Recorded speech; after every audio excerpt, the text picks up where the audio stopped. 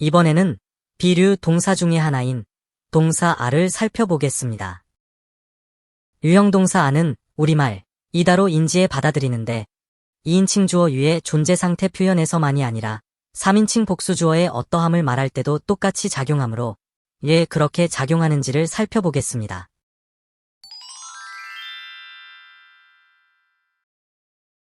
영어에서 비동사 중의 하나로 보는 a는 am, is와 함께 동사 be를 원형으로 갖는다고 문법화되어 있지만 각각의 동사는 주어에 따른 나름의 역할 기능이 서로 달리 작용하고 있음을 볼 수 있습니다.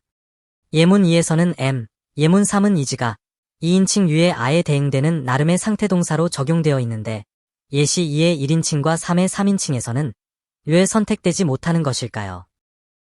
또 다음에 제시된 구문의 비교해서 보듯이 동사 a는 인칭과 수의 무관함을 볼 수 있습니다.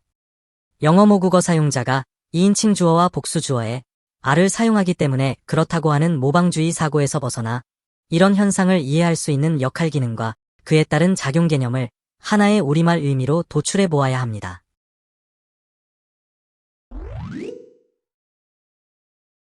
본문 1은 동사 a가 쓰인 2인칭 주어 구문입니다.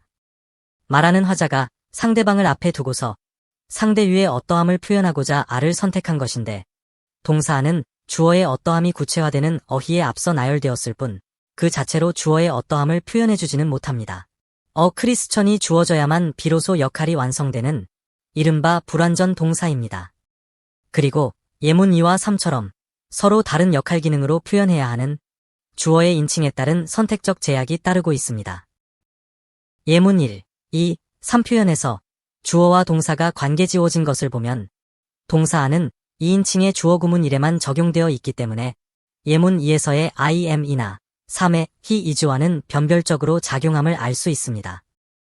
그러나 세 구문 모두가 구체화 대상이 같으므로 a가 쓰인 통사적 위치에서의 상태 표현 기능만은 am이나 is의 그것과 유사하게 작용하고 있을 수밖에 없습니다. 세 구문들 모두 주어가 단수이고 동사들 역시도 단수의 상태로 관계지워진 경우이므로 예문 1 표현에서 동사 a가 주어를 단수로 다루는 측면에서 보면 동사 a의 기능이 2와 3 구문의 그것과 같을 것으로 유추할 수 있습니다. 그런데 a가 2인칭 주어인 유를 상대로 상태서술을 할지라도 단수주어 유의 전용 동사는 아닙니다. 예문 2에서의 유는 다수를 지칭하고 있습니다. 주어로 쓰인 어휘 유만으로는 그 지칭 대상의 수를 알 수가 없고 알리지도 않습니다. 이것은 화자가 어휘 유를 발화할 때 상대하고 있는 대상 모두를 개수함 없이 통칭했다고 보아야 합니다. 같은 지정 방법으로 예문 1은 하나의 상대를 단수로 통칭했을 것입니다. 이어서 a의 구체화 대상인 보어에 의해서 유가 지칭하는 대상수가 달리 인지됨을 볼 수 있습니다. 예문 2 같은 구문 형태를 발화 순서대로 생각해보면 화자는 이미 주어로 지칭할 대상이 다수임을 알고서 a를 발화한 후 다수의 대상으로 구체화한 것일 수밖에 없습니다. 그렇지만 예문 1 표현에서 보듯이 단수 대상으로의 구체화 역시 자유로운 점을 고려하면 동사 a를 선택할 때 대상을 개수해서 반영했을 가능성은 없습니다. 단수 아니면 다수 두 가지 형태로만 인지될 뿐 개수되는 것도 아니기 때문에 화자에 의한 동사 a의 선택은 하나 이상의 개수성 다수가 아니라 하나 이상에서 인지된 각각의 어떠함으로부터 비롯되었음을 유추해 볼 수 있습니다. 다시 말해 두 구문에서의 a의 선택에는 단수나 다수로의 개수가 작용한 것이 아니라 상대한 각각이 그 나름의 모습을 이루고 있는 구성 상태를 표현하려는 의도가 작용한 것으로 보아야 합니다. 이것은 am의 유형 고정, 그리고 is의 유형 분간 역할 기능과 변별되는 것으로 그 나름의 모습을 구성하고 있게 하는 상태 동사로 작용한 셈입니다. 또 유형이 어떠하다고 제시하는 역할을 하는 것이므로 am, is와 함께 유형화해주는 기능만을 공유한 것이 됩니다. 지금까지 살펴본 구문에서의 주어는 2인칭의 유이였지만 본문 3의 주어는 일반적으로 다수로 다루는 생물입니다. 이 주어는 하나 이상의 다수이고 표현을 위해서 인용한 3인칭의 대상인데도 동사 a를 선택해서 그들 상태의 어떠함을 연계시켜주고 있습니다. 관심을 가져야 하는 것은 예문 1에서 이주의 주어인 오이스터가 단수명사라는 문법어로 불리게 되는데 이 단수라는 문법 규정은 숫자적 하나를 생각하게 한다는 점입니다. 비록 1의 주어가 하나의 대상으로 지칭한 속성명사이지만 그 하나가 수치로 드러난 것은 결과이지 개수가 의도된 하나가 아닙니다. 이 속성명사 오이스터는 아무런 수식이 없는 무관사어희로 태생적인 자기유형만을 드러내기 때문에 해당 명사 본래의 속성이 표현되어 종족을 대표하는 결과를 낳습니다. 예문 1 표현에서 보면 오이스터는 종족을 대표하는 유형으로 이주에 의해 선언되고 제시된 다음 이주의 상태가 available in season이라는 부가어로 구체화되어 그것이 어떠하다로 유형이 분간되어집니다. 그렇다면 예문 2에서처럼 다수화된 주어는 그런 속성명사들 하나하나가 그들 나름의 유형으로 다수화되어진 것이어야만 하므로 이것은 주어 오이스터주에 전미된 헤아림 분사 s가 동사 선택에서 표현상의 제약으로 작용했을 것이고 그런 작용에는 다수를 이룬 개개의 구성 상태가 반영되었을 것입니다. 이렇게 주어를 달리하는 두 구문을 비교해보면 예문 1에서는 속성으로의 대상 오이스터를 어떠함으로 분간해 표현하고자 하는 것이 됩니다. 그런데 예문 2에서처럼 다수형 주어로 표현하는 것은 해당 명사의 속성을 밝히려 하는 것을 넘어서 그러한 속성을 보여주는 하나 이상의 대상들이 이룬 구성 상태를 드러내려는 의도적 선택으로 보아야 합니다. 예문 3 표현에서 하는 다수로 이루어진 개개의 구성 상태를 어떠하다고 제시해주는 연계사로 기능하고 있는데 동사의 어떠함 선언 이후에 부가된 my friends는 주어 데이가 이루고 있는 그들 나름의 구성 상태 모두는 같다고 밝힌 셈입니다. 기능적인 측면에서 보면 데이는 화자의 지칭이도 대상 모두를 통칭한 대명사입니다. 그런데 보충어의 위치에서는 데이 구성체가 이루고 있는 어떠함이 프렌즈주로 구체화되었으므로 데이로 통칭되어 인용된 대상들은 서로가 공통의 요소들로 관련성을 보이는 것들이어서 이들이 구체화될 때는 공통의 요소들이 총칭적으로 서술됨을 볼 수 있습니다. 이어서 제시되는 4와 5의 경우에도 통칭된 주어들이 레이싱과 싱잉이라는 확정 상태로의 총칭된 구체화를 받는 형태입니다.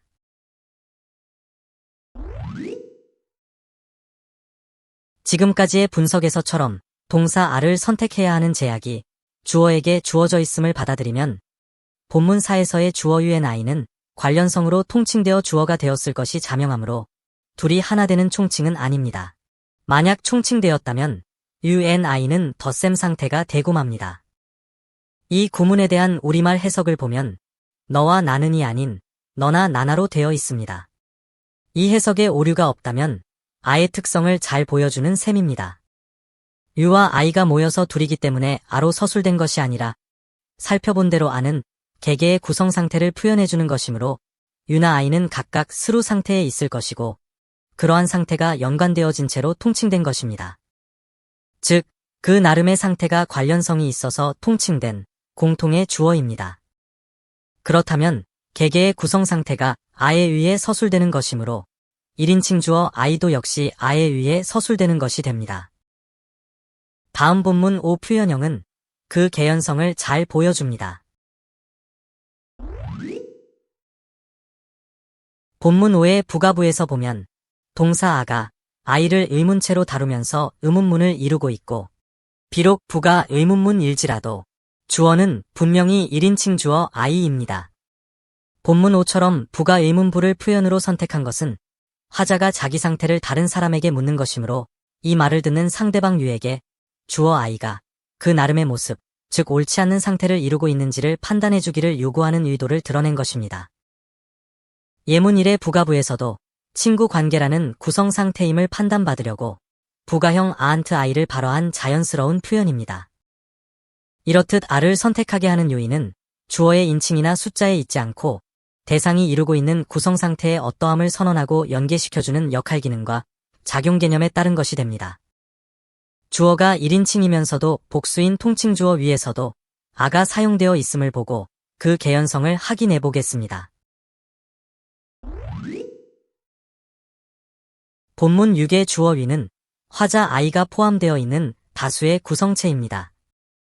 주어가 복수이기 때문에 아가 사용된다는 문법 규정은 단수 유로 지칭되는 구문에서의 아 사용을 설명하지 못합니다. 예문 1 같은 표현에서는 화자가 선택한 대상 유가 단수일 경우와 그리고 복수일 경우가 있으므로 그 나름의 모습으로 통칭될 수 있어야만이 상태동사 아에 의해서 주어와 보어가 연계될 수 있을 것입니다. 그렇다면 서로가 있는 상황에서의 대상일 때이어야 주어로 선택될 수 있다는 것이므로 본문 6의 통칭 주어인 이는 아에 의해 서술되는 것이 당연해집니다. 그렇다고 해도 인칭과 그에 따른 수의 어떠함은 여전히 여기에 작용하지 않습니다. 동사 아를 선택할 수 있는 주어는 하나 이상의 다수이어야 하므로 예문 1 표현이 유가 단수 주어일 때의 아 동사 선택이면 다음 본문 7에서처럼 이해해야 할 것입니다.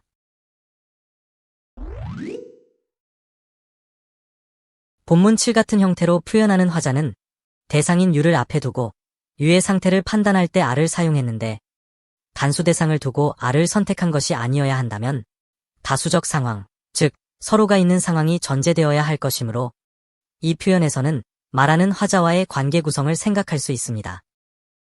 동사 아를 선택할 때 다수를 구성하고 있어야 함이 필수 조건이라면 대화 당사자 서로는 다수를 이룬 꼴이라서 한쪽 화자가 다른 한쪽의 상대의 모습을 보고 화자와 비견되게 그 나름의 모습으로 구성되어 있다고 보고 상태동사 아를 선택한 것으로 볼 수 있어서 서로가 있는 다수의 구성 상황을 조건화해 볼 수 있습니다.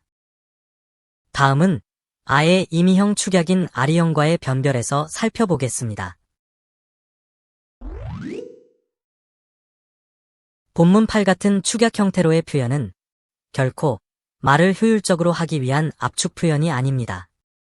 생산적으로 발화하기 위한 수단이라고 하기에는 축약 전후의 의미 차이가 너무 크기 때문입니다. 모든 축약형 표현에서 애써 시제를 찾아보면 의미임을 알 수 있습니다. 예문 1과 이 표현에서의 우리말 해석에서 느낄 수 있듯이 아포스트로피에 의한 축약형 RE가 사용된 구문들의 의미를 보면 화자가 대상을 보는 당면 시점에서의 상태 판단이 아니라 발화하기 이전 시점부터 이미 그러했다는 의미가 함축되어 있음을 느끼게 되는 차이가 있어서 그렇습니다. 축약형 이 표현에서 RE의 역할 기능을 수용해보면 구성된 유형, 즉 주어의 유형을 이미 구성된 대상으로 보고 그 상태를 구체화하는 것이므로 예문 1에서의 아 사용 구문은 예문 2에서의 RE 축약 사용 구문과는 변별적이어야만 합니다. 축약되기 이전의 1 구문 형태는 주어의 유형을 구성, 즉 유형 구성의 역할 기능으로 표현하기 때문입니다. 이번에는 과거형, 즉 추정된 당시형과의 변별입니다.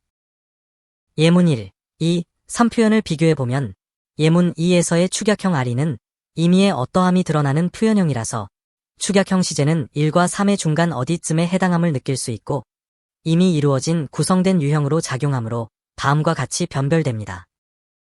예문 1이 당면한 지금 시점에서 화자와 주어의 구성 상태를 표현해주는 것이면 예문 2는 이미 이전 시점부터 그러했음을 드러냅니다. 반면에 예문 3에서는 해당 시점 당시의 구성 상태를 추정해 인용합니다.